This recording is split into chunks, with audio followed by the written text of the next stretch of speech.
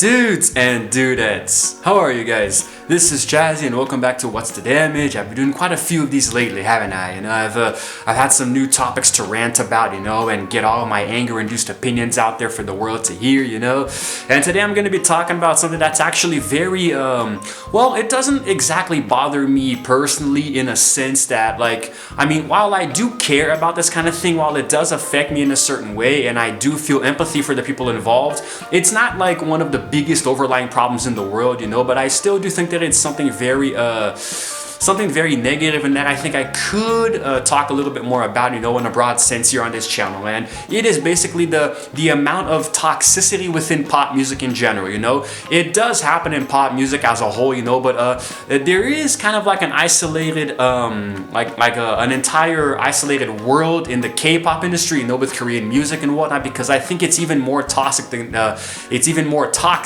regular pop music in the West that we listen to. Now, when I say toxicity, what am I talking about? Basically exploiting the pop artists to a way that they kind of they start to look more like robots than actual human beings. This is something that's bothered me a lot for years. When I started listening to K-pop, I recorded a video some time ago talking about how I listened to 8 hours of K-pop. I'm going to leave a link to it up here, where I also talk a little bit more about the actual K-pop idols, and how they are worked to the bone, and I even put in some clips of them fainting on stage, to emphasize the point of how overworked they are on such a daily basis. And regular pop music can be just as bad as this, but I think that the K-pop industry suffers much more, But today I'm going to be focusing on overall pop music as a whole, and also getting into some Western examples as well.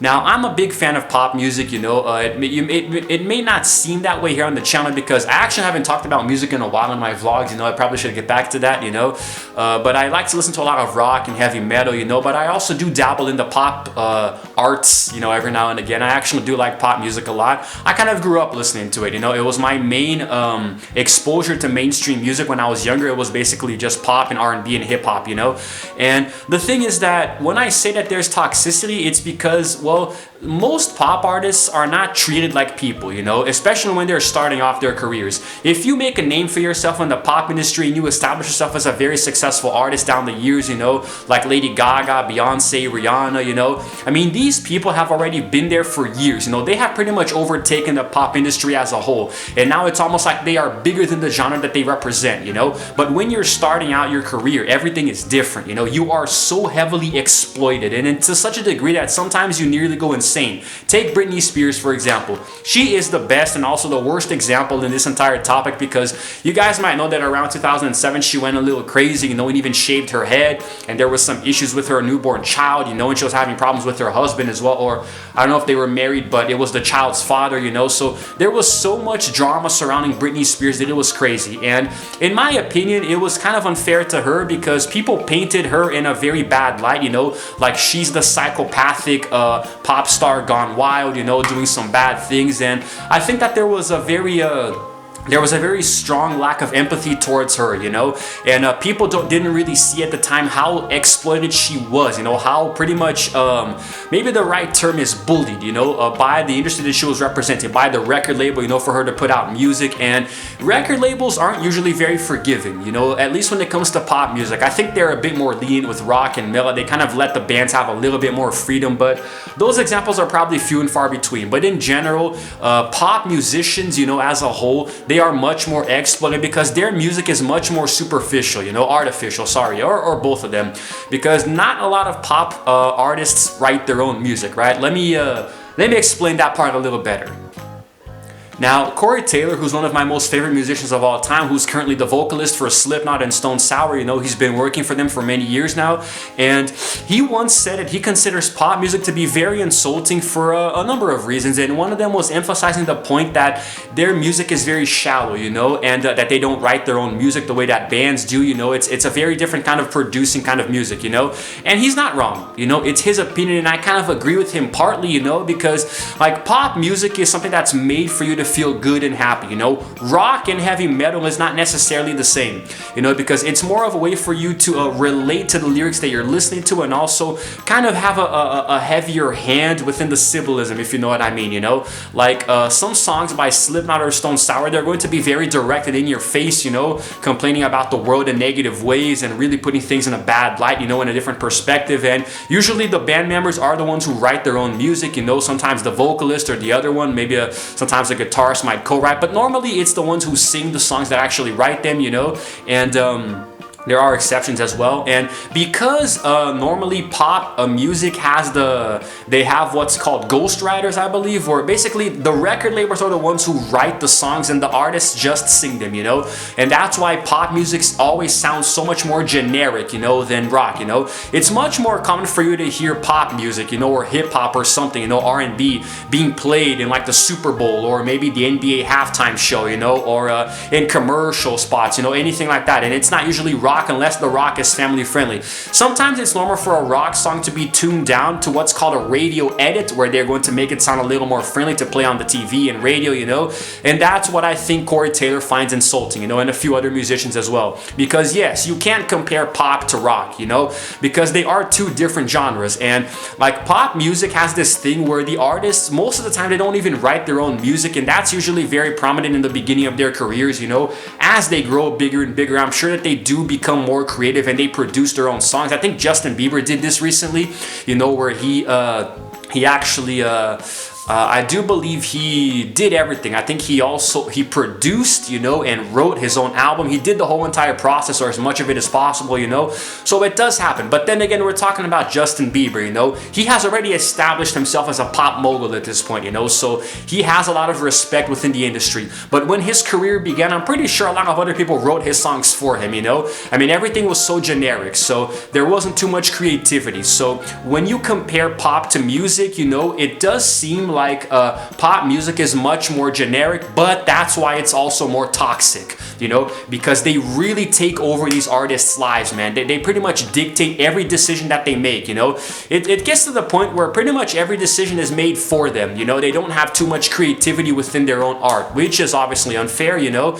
But when you're starting out your career, you really have to swallow a lot of crap, you know. There's an episode of the Nickelodeon sitcom Victorious, which actually put around this idea of some producers from a record label trying to make one of the main characters into a pop star, but they were making her do a lot of ridiculous crap without her, like against her will, you know, making her wear ridiculous clothes and singing this way and performing this way and acting this way and talking this way. So this really does happen in real life, man, you know. And Britney Spears is probably the biggest victim of this that I've ever seen, because I mean, I can imagine that she has recuperated psychologically, but now there's another scandal now with her trying to get out of a contract that her father made when she was underage or something. And no, it's probably a video for another day.